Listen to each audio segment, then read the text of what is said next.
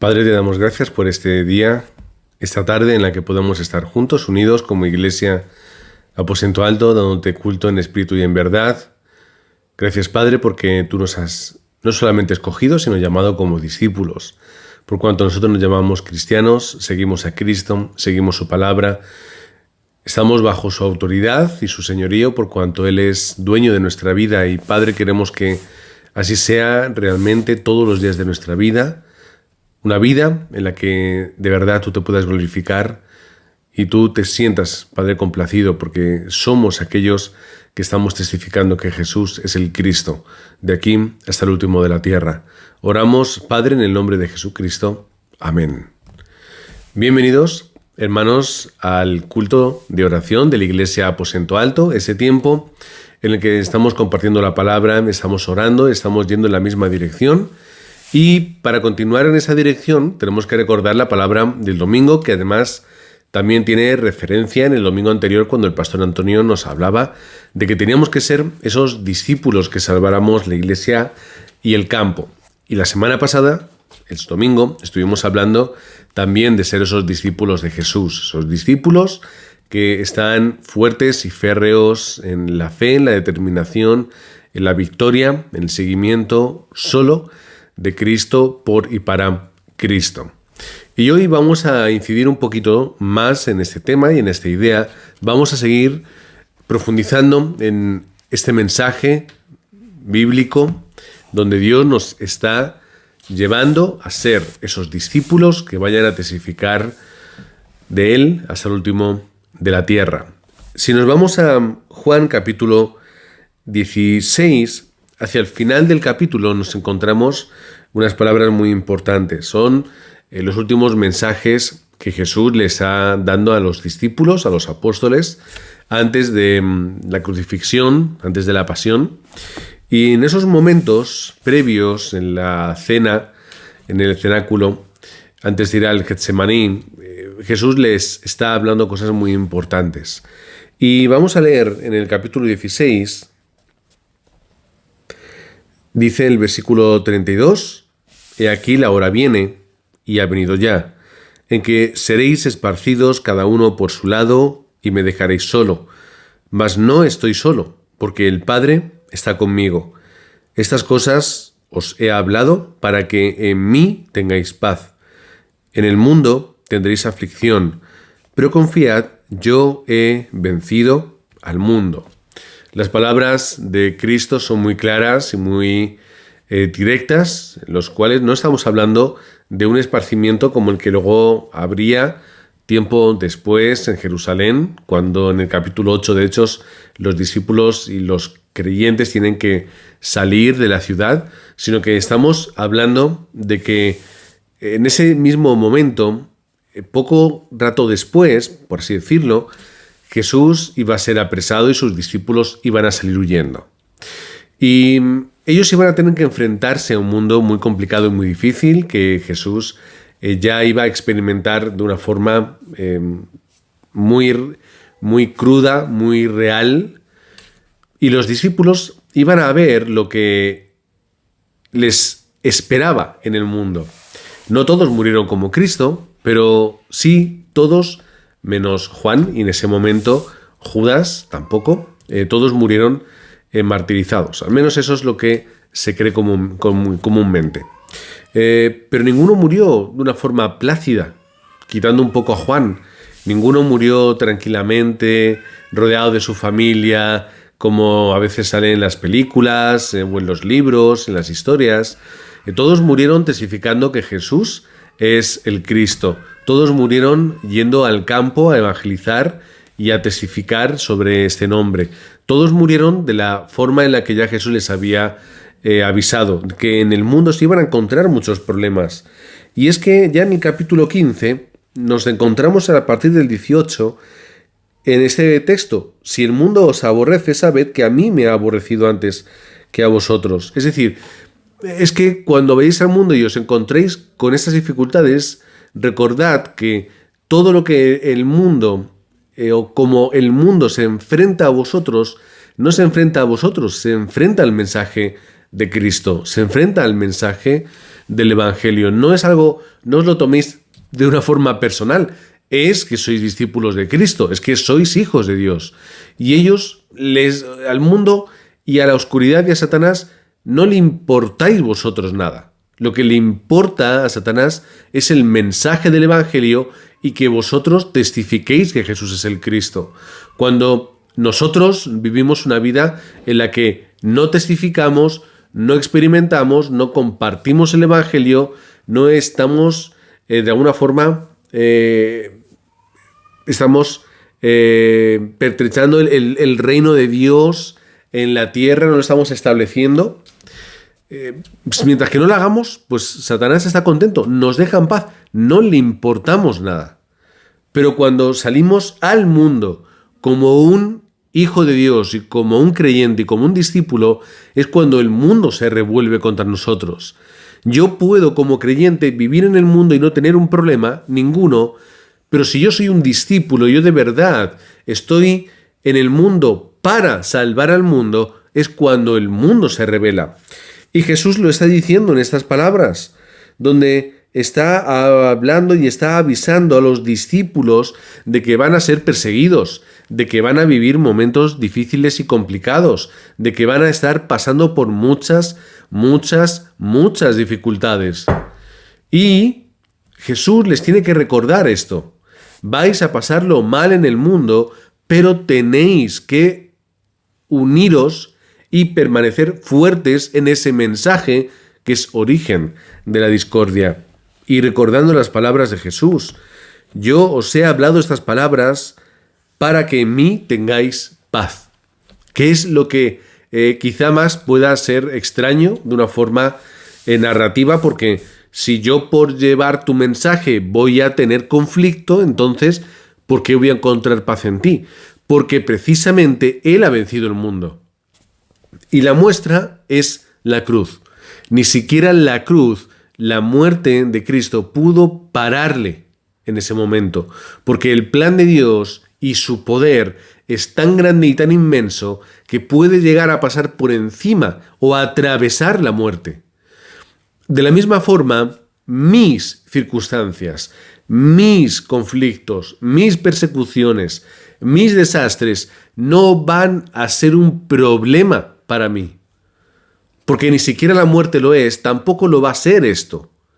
Ahora, mientras que yo esté predicando el nombre de Cristo y yo esté con el corazón del discípulo, Dios estará apoyando y me estará comisionando en el campo.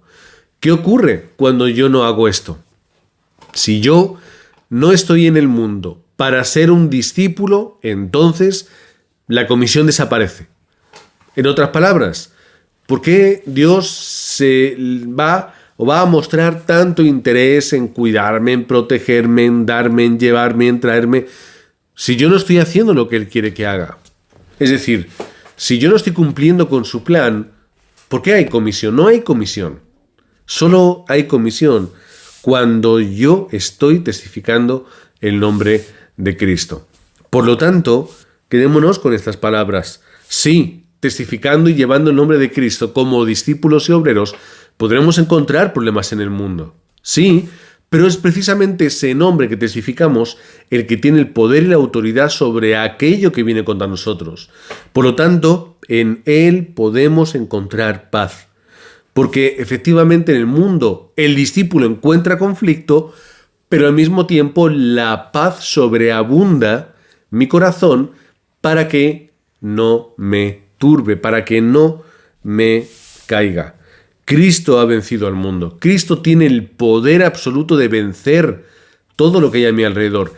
Y los mensajes y las palabras de autoridad de Cristo en el Nuevo Testamento son enormes, de las cuales algunas el domingo mencionamos. Es todas y cada una de las veces donde Jesús envía a sus discípulos, les envía con la autoridad que Él tiene, la entrega a los discípulos. Y esto lo hace, también lo vimos el sábado con los hermanos en las cartas del Evangelio, en la primera parte de la 7ª carta, hablando de la realidad espiritual, de la oscuridad, pero también de la autoridad en Cristo. Veíamos cuando en Lucas Jesús envía a los discípulos a predicar con la autoridad ante la oscuridad del campo y ellos vuelven felices y conmocionados porque están obteniendo respuestas espirituales y la gente está siendo liberada de sus problemas internos de una forma tan obvia y tan directa que ellos se alegraban. Y Jesús le dice, sí, yo vi a Satanás caer del cielo, pero no os vanagloríes por esto, sino porque habéis encontrado la respuesta de la salvación. Pero, ¿qué es lo que queda en este contexto? Autoridad tenemos en el campo, autoridad tenemos, pero tenemos autoridad cuando yo llevo el nombre de Cristo. Cuando yo llevo mi propio nombre, no tengo ninguna autoridad. No soy nadie, ni puedo hacer nada. Solo cuando yo llevo el nombre de Cristo. Así que, hermanos, os bendigo en este nombre para que seáis aquellos que hagáis lo que va a provocar que el campo se revuelva. Es decir, que seáis rebeldes en cuanto a lo que hay en el mundo y pero obedientes a lo que hay en la palabra y lo que Dios dispone. Que vayáis con este mensaje de Cristo, que se os puede revolver el campo, pero es precisamente este nombre es el que os da autoridad y la paz en cuanto a su poder. Capítulo 16. Estas cosas os he hablado para que no tengáis tropiezo. Otra vez, estas cosas os he hablado, ¿verdad? 16:33, 16:1. Estas cosas os hablo para que no tengáis tropiezo. Y explica, os van a expulsar de las sinagogas. Y aún viene la hora cuando cualquiera que os mate pensará que rinde servicio a Dios.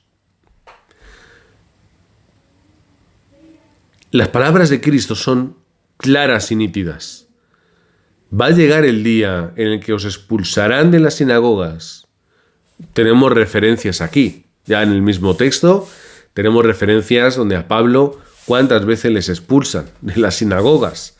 Por ejemplo, capítulo 13, 14, ahí tenemos Antioquía, Listra, Iconio, lugares donde Pablo fue y tuvo que salir de las sinagogas, o cuando antes de estar en la escuela de Tirano ya tuvo que salir con los discípulos porque ya le echaron de las sinagogas.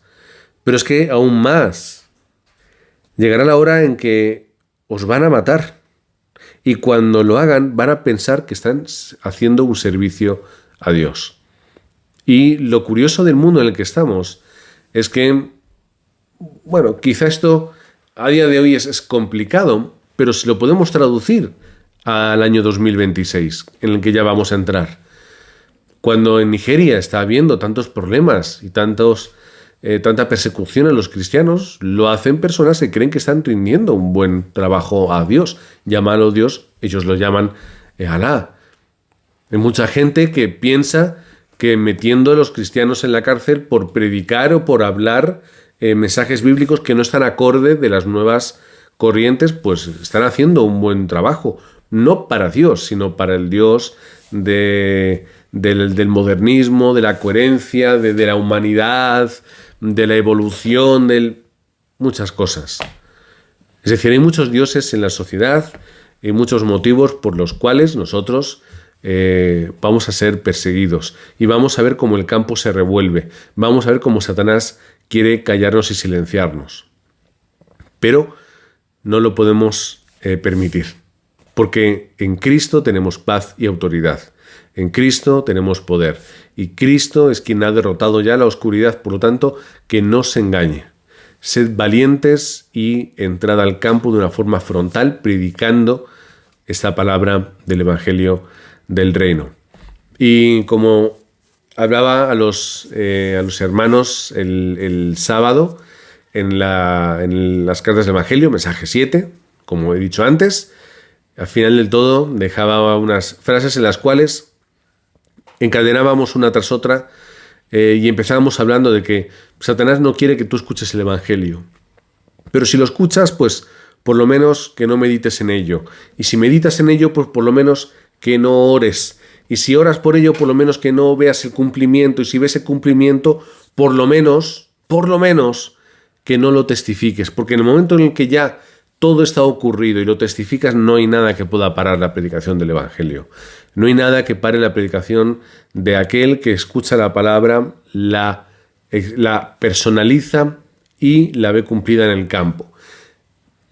Esto no lo puede parar nadie, así que os he venido en nombre de Cristo para que seáis esos discípulos que entréis dentro de la corriente del mensaje. Es decir, que no escuchemos la palabra por escuchar, no la leamos por leer, no hagamos algo por hacer, sino que lo hagamos con toda la intención y dirección posibles para que tengan este impacto en el campo. Y que seamos pues como estos discípulos, que aunque huyamos despavoridos por la circunstancia, aunque a veces no respondamos bien como Pedro sacando la espada o la daga y atacando, que a veces incluso por miedo, inseguridad o vergüenza lleguemos, bueno, quizá no a negar, pero sí a callar o a, pasar inadvertidos en cuanto a nuestra fe, pero que seamos esos discípulos que volvemos otra vez a Cristo y que tomamos la decisión una vez más y otra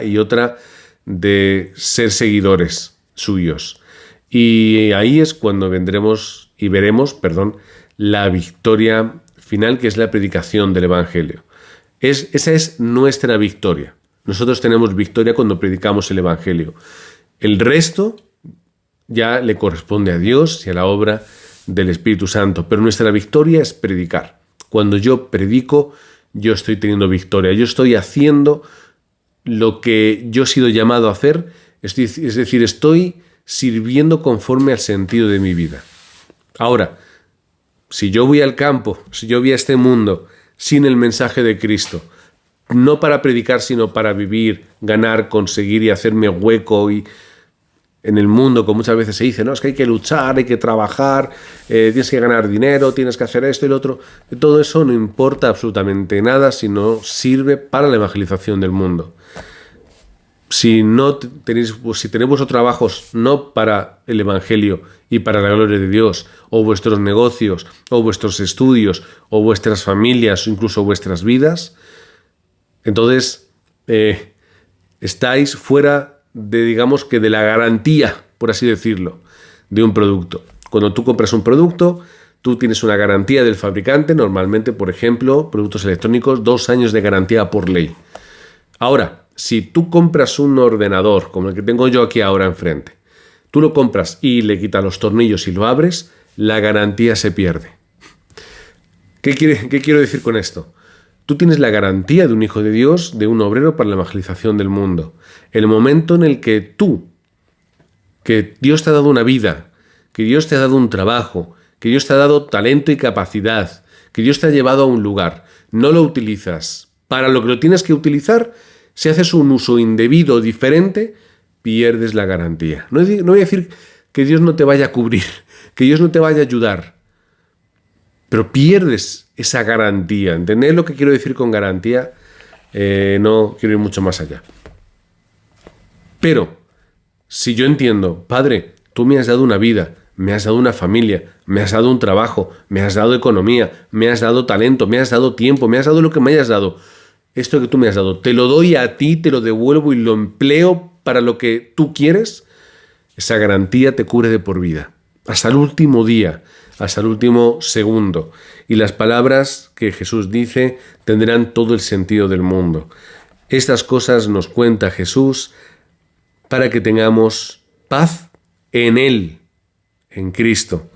Y esto nos lo cuenta para que sepamos que en el mundo vamos a encontrar problemas, pero tenemos toda garantía en aquel que ha vencido al mundo.